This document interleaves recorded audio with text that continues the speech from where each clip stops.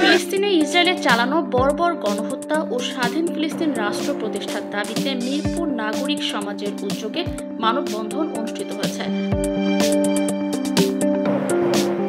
শনিবার সকালে মিরপুরের সেনপাড়ায় এ মানববন্ধন অনুষ্ঠিত হয়।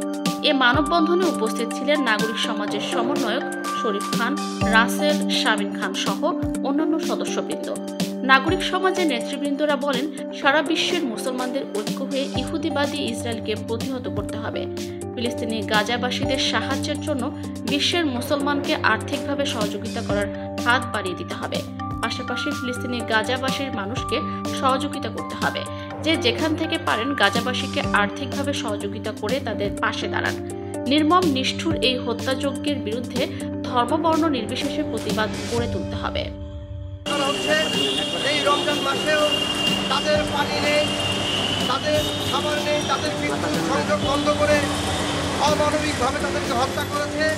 এবং এই হত্যা শুধু ইসরায়েল নয়, এই হত্যার সাথে আমেরিকার সাথে একসাথে তারা হত্যা করছে। কিন্তু আজকে মুসলিম সকল দেশ নীরব ছিল, আজ তারা ঐক্যবদ্ধ হয়েছে। আজকে মুসলিমদের সাথে সকল মুসলিম দেশের সাথে বাংলাদেশের সকল মেহনতি জনতা এবং সকল পর্যায়ের লোক রাস্তায় নেমে এসেছে। ইনশাআল্লাহ এবার কিছু একটা হবে এবং এই মুসলমানদের বিজয় এবার নিশ্চিত। সবাই রাস্তায় নেমেছে, ইনশাআল্লাহ বিজয় হবে। এই বলে আমার বক্তব্য শেষ করছি। ধন্যবাদ সবাইকে।